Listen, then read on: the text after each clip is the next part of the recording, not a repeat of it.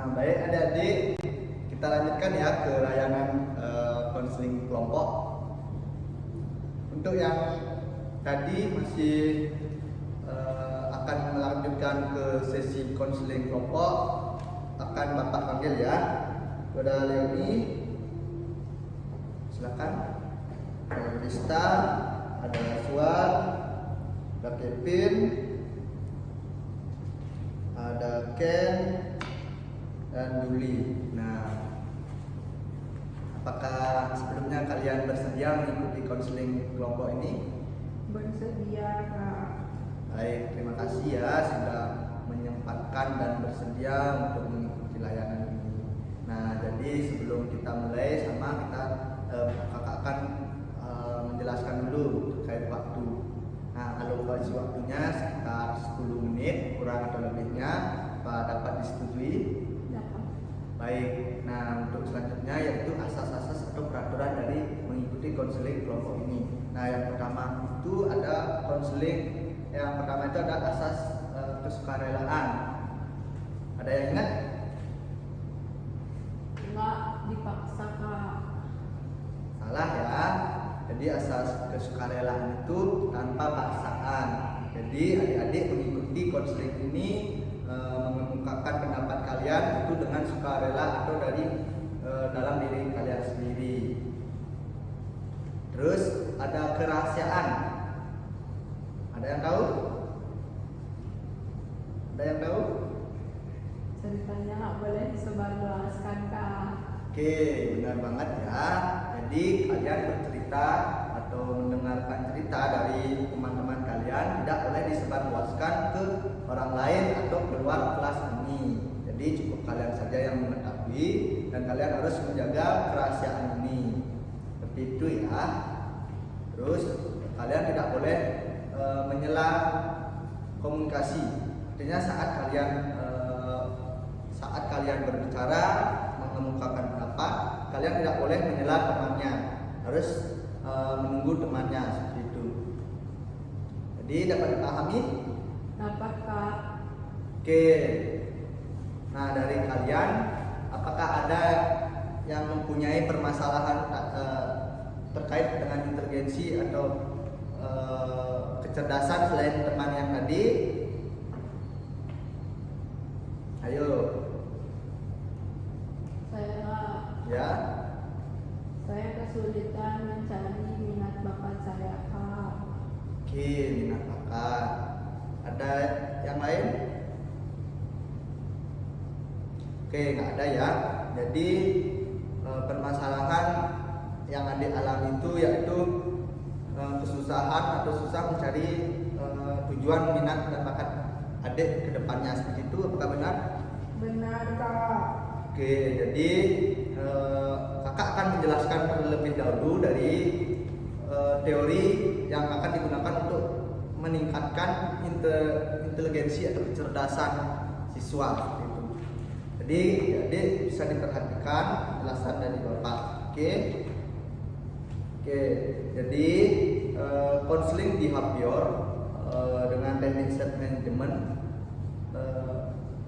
digunakan untuk meningkatkan inteligensi atau kecerdasan siswa.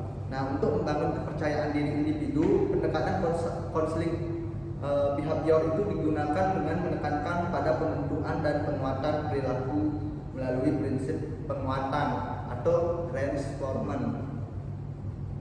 Oke, baik itu reinforcement positif maupun negatif. Oke.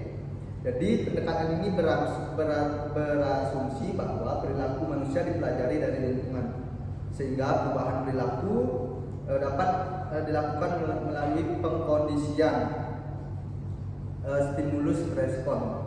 Dalam konteks ini, kepercayaan diri dikembangkan melalui latihan-latihan perilaku yang terstruktur, pemberian reward atas kemajuan serta penghapusan atau extinction terhadap respon-respon negatif yang menghambat perkembangan diri atau kecerdasan seseorang. Nah, keberhasilan dalam membentuk identitas positif berkaitan erat dengan pembiasaan perilaku yang adaptif. dan konstruktif yang diperoleh melalui pengulangan dan penguatan secara konsisten. Dapat dipahami sampai di sini? Dapat Kak. Nah, jadi di sini juga pendekatan behavior menitik beratkan pada perilaku yang tampak dan dapat diobservasi sebagai dasar intervensi. Nah, esensi dari pendekatan ini adalah bahwa perilaku bermasalah atau memiliki permasalahan dapat diubah melalui manipulasi lingkungan atau penguatan tertentu tanpa harus menggali masa lalu seseorang atau klien secara mendalam seperti itu. Nah, konseling behavior ini juga bertujuan untuk membantu individu untuk menggali hubungan antara stimulus, respon, dan konsekuensi serta mengembangkan keterampilan yang lebih efektif melalui teknik seperti pelatihan keterampilan sosial, penguatan positif, desensitisasi sistematis, dan kontrol diri. Nah, dengan demikian klien dibimbing untuk membentuk perilaku yang lebih adaptif sebagai wujud tanggung jawab terhadap perubahan dirinya seperti itu. Nah, juga dengan teknik self management, di mana self management itu adalah kemampuan individu untuk secara sadar dan sistematis mengelola pikiran, emosinya, serta perilaku dalam rangka mencapai tujuan hidup yang diinginkan seperti itu. Nah, kemampuan ini tidak hanya mencakup pengendalian diri terhadap dorongan emosional, tetapi juga mencakup kemampuan merencanakan, memotivasi diri, mengevaluasi kemajuan, serta menyesuaikan perilaku yang tetap selaras dengan nilai dan tujuan pribadi. Jadi, self management ini menjadi sangat penting dalam menghadapi tekanan hidup, pengambilan keputusan, dan pencapaian keberhasilan akademik maupun sosialnya. Seperti itu adik-adik. Sampai di sini ada yang ingin ditanyakan dulu? Belum Kak. Oke. Nah, dari permasalahan yang teman-teman dapati atau teman-teman punyai, apakah dari teman-teman ada yang ingin memberikan saran atau solusi? Ayo, silakan.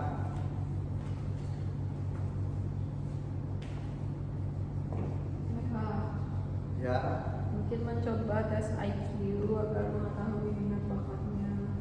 Oke, untuk mengetahui inteligensinya dengan tes IQ. Jadi benar sekali. Nah, selain itu juga dengan teknik self management, artinya mengontrol diri. Bagaimana manajemen dirinya dengan teknik ini. Nah, karena permasalahan yang dialami tadi itu ada yang dikatakan bahwa mengganggu kehidupan sehari-harinya, membuat pikiran setiap hari seperti itu. Nah, mungkin akan kita lanjutkan ke konseling individu. Bagaimana adik, apakah siap untuk? Setuju. Oke, baik. Terima kasih karena sudah meluangkan waktu dan mengikuti dengan baik. Nah, untuk teman-teman yang lain bisa duduk kembali dulu.